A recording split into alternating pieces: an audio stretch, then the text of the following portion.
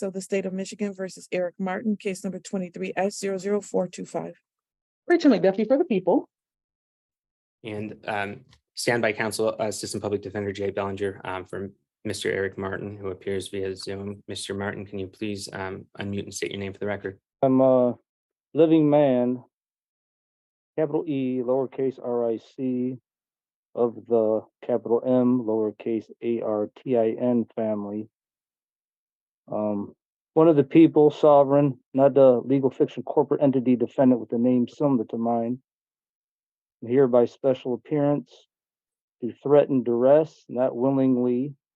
Now, again, I object again to any attorney being appointed to me, representing me. But that's something I want to ask you, Washington. Now, you said you're appointing this public defender. Are you appointing it for me or are you appointing it for you? Or is it just standby? I made my decision on that. It's standby counsel. If you have motions to make, you need to make those at this time. Yeah, that's how I need. I'm seeking clarification. Are you appointing him against my will to have an attorney appointed for me? Yes, it's not representing you. He's standby counsel. Please make your motions.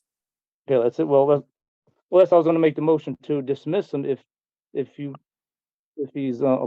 trying to appoint him for me, which, as I already said before, I want to be taking no attorneys. I'm one of the people. I'm not a defendant who's, yeah. So as I said before, so I'm not going to be accepting any attorney. Buckle up, guys. Today we're diving into a courtroom where a self-proclaimed sovereign citizen takes on the legal system and things unravel fast. From the moment the judge calls the case, it's clear this won't be an ordinary hearing.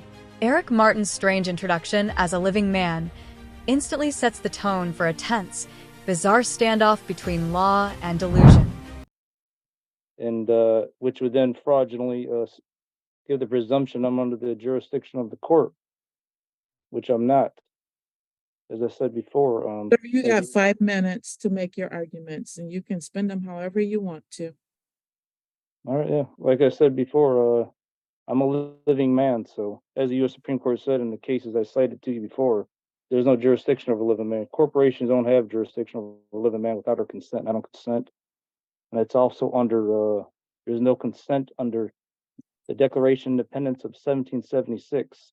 There's no jurisdiction over a human without their consent. So I never consented to jurisdiction, and I don't now, and I never will. Now I have some questions, though, for the prosecutor. That's Sir, you don't get to ask questions. If you want to have a motion, you can make those.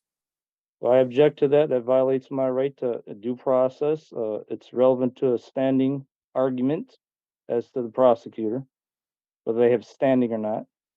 I think that's relevant to move forward or not, you know. There's no standing, shouldn't move forward, but.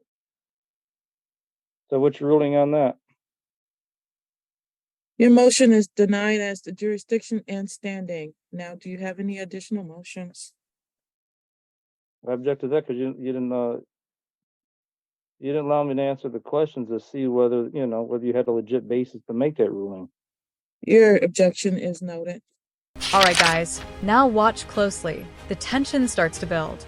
Martin argues that the public defender is being forced on him, refusing any legal representation.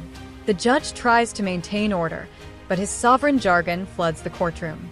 This is the moment he truly believes he's outsmarting the system, but in reality, the judge has already seen this act 100 times before. Ask me about the some demands I made to dismiss the case anyway, right? I'm sorry, what? You said you're going to be addressing some demands for dismissal I made or sent to you already. So you're going to first of all, a demand is not a proper format before a court and could be dismissed outright. However, I'm going to allow you to make your motions here. If you want to make an argument, you can do that, sir. I object to that. That's not true. As I mentioned before, demands, when someone has the right to something, that's what the terminology demand is made. And that's the only reason why I make it. Motions, even though I know that's all you see in the court rules or whatever, traditional. But that's for a request, and persons are not, or humans are not supposed to be requesting constitutional rights. Me exercising my unalienable right, human rights and constitutional rights, I'm supposed to be making demands. That's how I've been, and that's backed up by law. And that's how I've been taught. And so that's what, so it's all right and proper. Motions are requests, you know. And the defendant makes motions also, since I'm So you're disputing. about the end of your 5 minutes. Well, I objected 5 minutes being any time limit also. That I, violates. I don't care about what you're objecting to. You can make it on the record. It is noted. Now, if you have something that you want me to address, you should do that before your time is up. Putting a limit on my First Amendment right, that's unconstitutional. So I object Sir, to that. sir, please, if you want to have something to say, other than the circular talk that you're doing, you should probably do that at this time. I didn't finish. That's why I didn't mean none circular. I didn't finish the first time. All right, well, that's it. As to that, Is the court ready for the people's response, Your Honor? I don't know if he's done with his motion. Oh, I'm sorry. I'm trying to make. Well, the police, I want to question the police officer who wrote the ticket. I have a relevant question to him as to self-incrimination, move to dismiss the case based on that, because he made me give, my. Now it starts getting chaotic. Martin insists that 5 minutes isn't enough time to speak, claiming time limits violate his First Amendment rights. The judge calmly notes his objections, but her patience is wearing thin. His circular rambling shows a man convinced of his own logic, yet blind to how little it matters in court. This is where frustration meets legal reality. Kind of, my memory was it's a little, I don't really remember exactly what was said. That's why I kind of need to question him to refresh the memory. But I do remember in general, though, he kind of, I'm required to give my ID if I remember right, and I might have been arrested if I didn't give my ID, which was under threatened arrest. And even if he didn't say that, which I don't remember, which, like I said, I need to have his body cam and all that. I want that. I want to be able to review that now, and also for the trial, if this goes to trial, I want the video present as part of my due process right for the evidence, which is my due process right, like I'm saying. And because, like I said, it violates my self-incrimination right, that I'm being made to give my supposed name, government name anyways, which ain't really my name, but a government name has been given. Violates self-incrimination. And then it's used against me to prosecute. So it violates self-incrimination.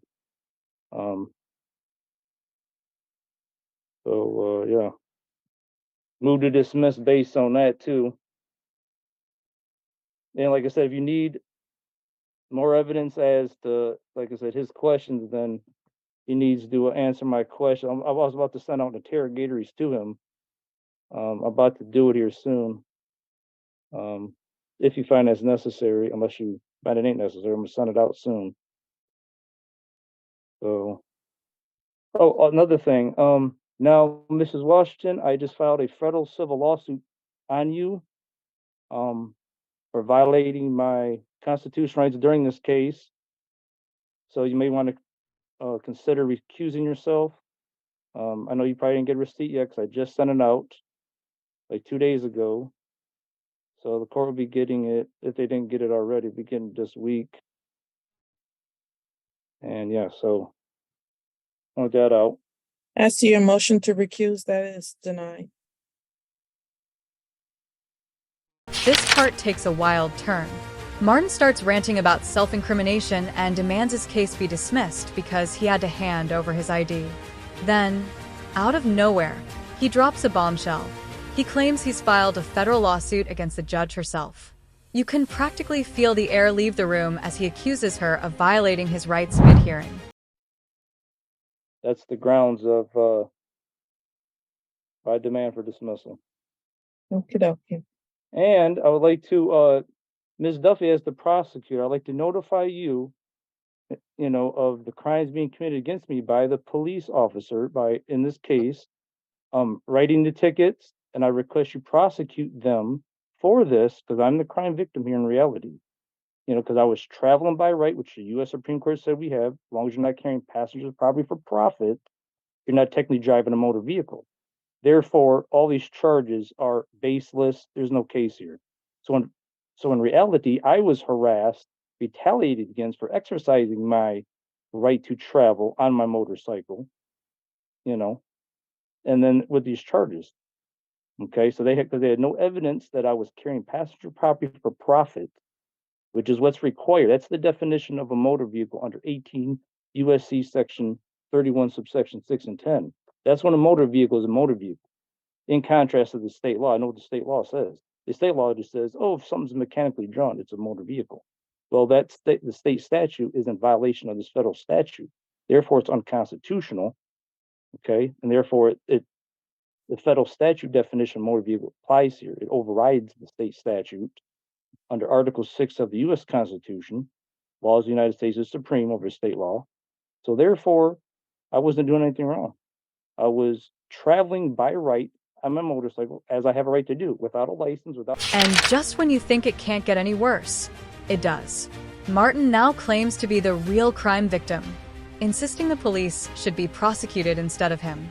He says riding a motorcycle without a license or insurance is his right to travel, quoting federal statutes he clearly doesn't understand.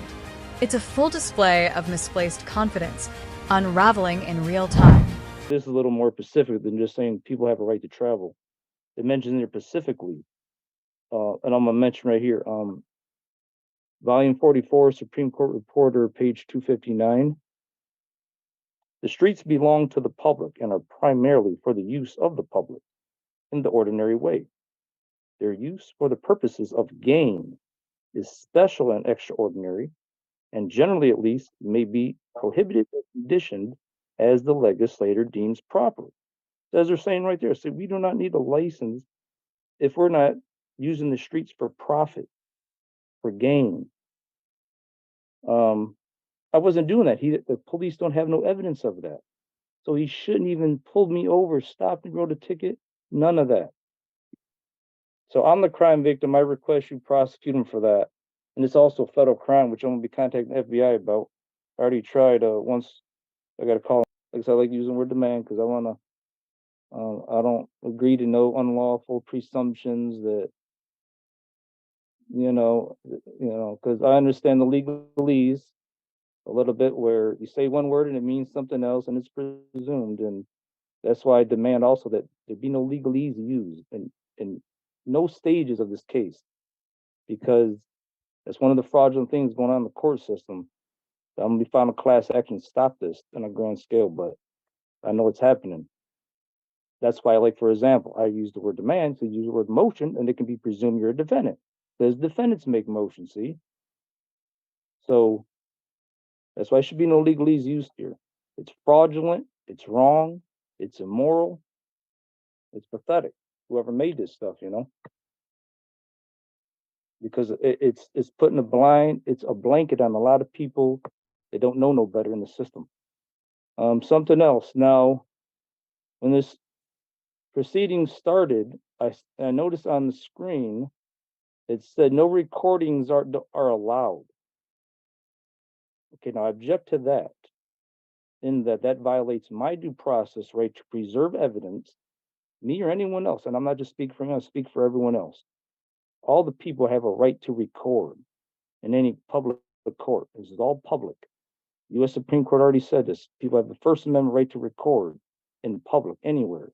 And it's also a due process right to preserve evidence.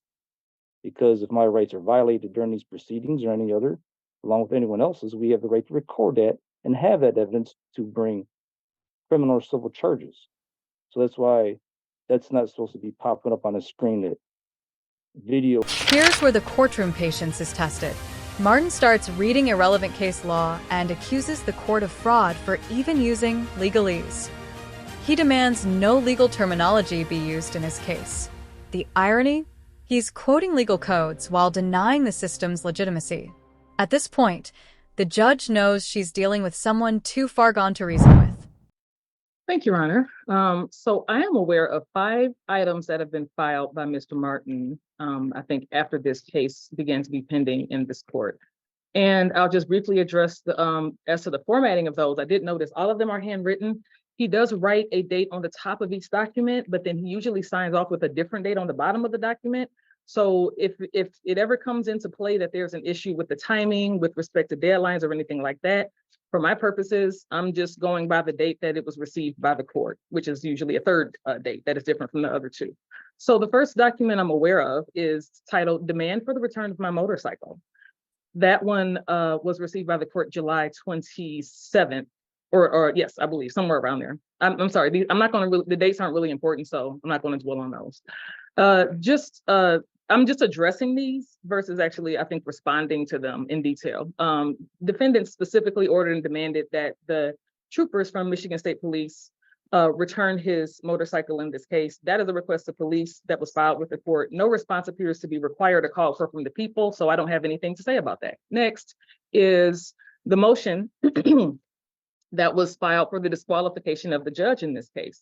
And I just wanted to point out a couple of things. First and foremost, as Mr. Martin pointed out, the court rule that relates to disqualification of judges, MCR 2.003, speaks to the exact procedure for that. In a single judge court, and actually the challenge judge here is the chief judge, the challenge judge is the person who decides this motion. So I don't have any argument to make as far as that, but I would point out there is a quote included in that particular motion that challenges this court's jurisdiction. And it cites a case from, what's that? Oh, yes, Penhallow versus Doan's Administrators. That's a case from 1795. And the specific quote that was cited in that case to challenge this court's jurisdiction, it's a paragraph or so. It begins with something about, heavens, let me see. I want to make sure I have it correctly. It's not really important. In as much as every government is an artificial person, a creature of the mind only, all that stuff about artificial persons. I think Mr. Martin already made some references to that. I just want to make sure that Mr. Martin is aware that specific quote does not exist in that case. Watch this. Martin objects to the court's no recording policy, claiming it violates his due process rights. He demands the right to record, even over Zoom. The judge corrects him. Courtrooms aren't public arenas. But before the nonsense can spiral further, the prosecutor steps in, calm, composed, and ready to dismantle everything he's claimed so far. Court's jurisdiction doesn't exist anywhere at all, except for other cases where sovereign citizens have copied and pasted that non-existent case law, and they've been told the same by other courts. So apparently there's like a bank of things to be shared amongst people making this argument, just so he knows and everybody else out there knows. That does not exist. It's not a thing. It's nowhere in that case. That full text of that case can be Googled for free. You will not find that quote. The same is true of another case he cited, Keller versus Potomac Electric Power. That's from 1923. That case also does not include that quote, those words, or anything even slightly resembling that argument regarding the power he believes is lacking here due to municipal court status. But FYI, the Michigan District Court Act of 1968 did abolish most of the municipal courts. 4 of them are left that they did allow to remain: Grosse Pointe Farms, Grosse Pointe Park, and Grosse Pointe Woods. All of those are in Wayne County. We're in Washington. So just so that Mr. Martin is aware, this is not a municipal court. It's a district court. Finally, as to the motion to disqualify, as I mentioned, that is for the judge to decide. But I might want to point out the manner in which he chooses to pursue that disqualification, including any comments or insults. For example, on page 9 of his motion, when he says that also Washington is not a real judge, but a clerk masquerading as a judge. Pursuing disqualification or recusal, or even a federal lawsuit, does not insulate you from the contempt powers of that very same court, should you choose to continue escalating that type of behavior. That's just the more you know from me. Third, next document that was filed from this court, it's titled Martin versus Mike. Plaintiff's response and response and objections to my return criminal complaint on Mike and the attached court letter that vaguely, unfairly stated filings does not comply with MCR 6.101 and 6.102. I didn't have a letter attached to that to refer to, but it looks like that is the court's rejection of an improper filing or format. I honestly have no idea who Mike is. But the people of the state of Michigan are not listed as a party in that filing, so I don't really have any response to that either. I can advise, though, that Mr. Martin mentioned earlier, and it's stated here, that the reference to this criminal complaint, because a defendant refers to himself as a plaintiff and titles something as a criminal complaint, it doesn't make either of those things true. So I'll direct Mr. Martin to the same court rule he actually cited in that filing, which is MCR 6.101. The prosecutor's approval or posting of security. A complaint may not be filed without a prosecutor's written approval endorsed on the complaint or attached to it, or unless security for cost is filed with the court. I just wanted to disabuse him of that notion that because he creates a criminal case, I guess in his mind and on paper, it doesn't mean that that exists in reality. Got him! So nothing more from that. The court's rejection of an improper filing really isn't my business. So no response from opposing counsel would apply to that. The last two things that were filed before the court are two demands. The court has already mentioned demands. I'm so sorry. It's a lot of talking happening here. I gotta refresh. Two demands. One demand for default judgment and another demand for summary judgment. Both of these I would have the same reaction to. The demand for summary judgment. Summary disposition concerns parties to a civil action, and defendant is referring to civil procedure, not criminal procedure. There is no summary anything of that notion in criminal matters. Now, he made some references to Article 3 of the U.S. Constitution. That pertains to federal courts, appointment, tenure, Supreme Court justices, federal circuit and district judges. Those are Article 3 judges. Those are the ones nominated by the president, confirmed by the U.S. Senate. So this court is not controlled by Article 3 of the U.S. Constitution. But I think he knows that because he's citing Michigan court rules to sustain his argument for pretty much everything else. So that doesn't change here. Summary judgment is not a thing here. Default judgment.